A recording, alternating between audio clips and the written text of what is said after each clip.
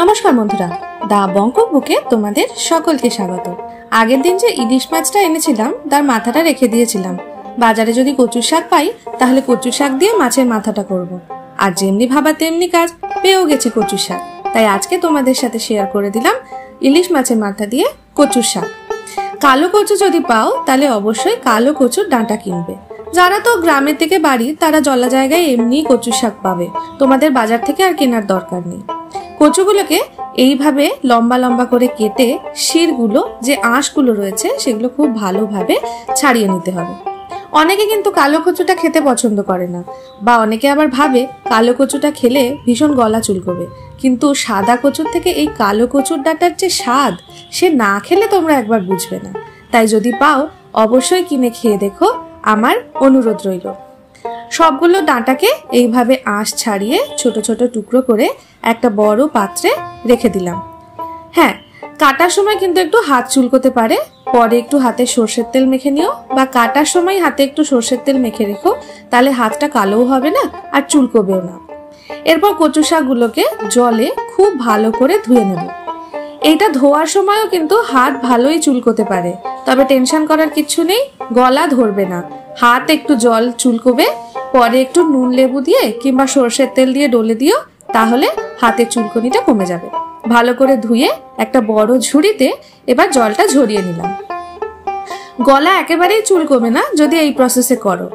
কচুর শাকটাকে বড় একটা পাত্রের মধ্যে অল্প পরিমাণে নুন আর বেশ কিছুটা জল দিয়ে পুরো ভাপিয়ে সেদ্ধ করে জলটা ফেলে দিতে হবে, তাহলেই আর সেই কচুর শাকটা দিয়ে গলা একেবারেই চুলকবে না।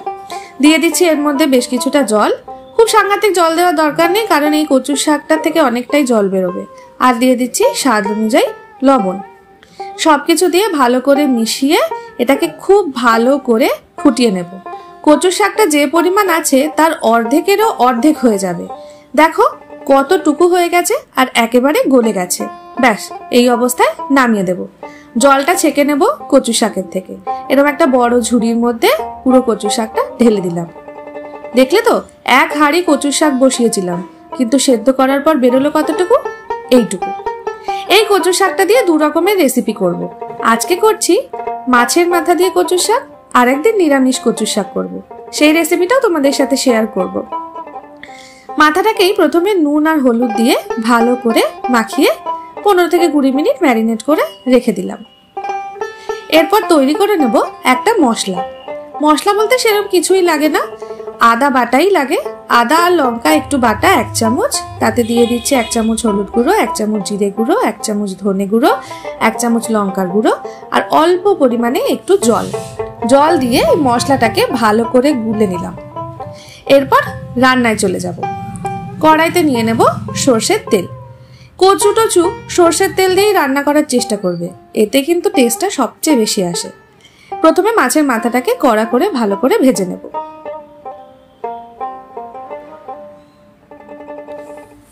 এক পিঠটা ভাজা হয়ে গেলে উল্টে দিয়ে আরেক পিঠটাও ভালো করে ভেজে নেব।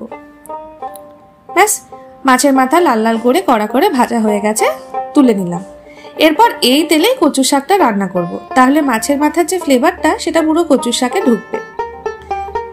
কড়াইতে দিয়ে দিচ্ছি এরপর ফোড়ন, জিরে, তেজপাতা আর শুকনো লঙ্কা। ফোড়নটাকে হালকা একটু নেড়ে নেব কয়েক সেকেন্ড মতো, যাতে জিরে ভাজার একটা সুন্দর গন্ধ বেরোয়। এরপরে এর মধ্যে দিয়ে দেব গুলে রাখা আদার মশলাটা, দিয়ে মশলাটাকে মিনিট 5 মতো কষিয়ে নেব।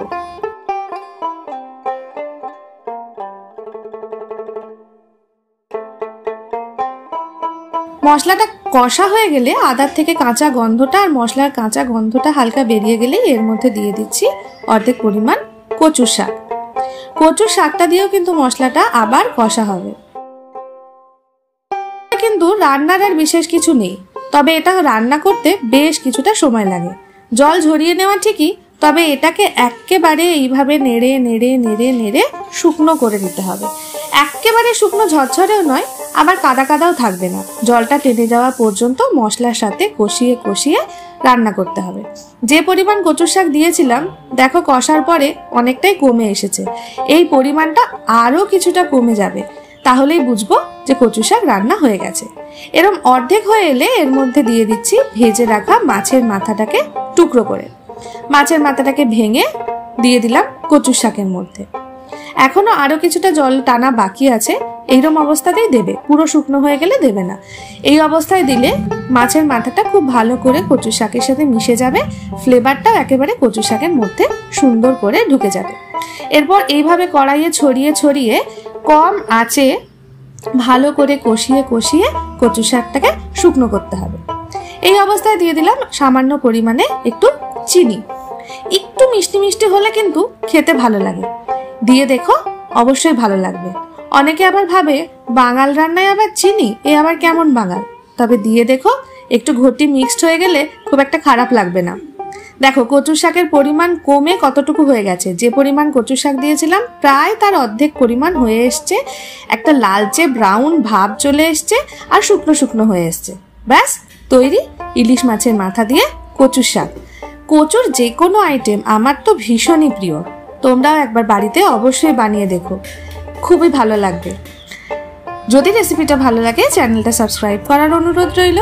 যদি চ্যানেলের নতুন বন্ধু হও নোটিফিকেশান অন করে দিও, যাতে আমি যখনই কোনো রেসিপি দিই তোমরা তার নোটিফিকেশান সবার আগে পেয়ে যাও। বেশি ভালো লাগলে বন্ধুদের সাথে শেয়ার করে দিও, একটা লাইক করে দিও, আর কমেন্ট করে অবশ্যই আমাকে জানিও তোমরা কেমন খেলে আমার এই রেসিপিতে বানানো কচু শাক।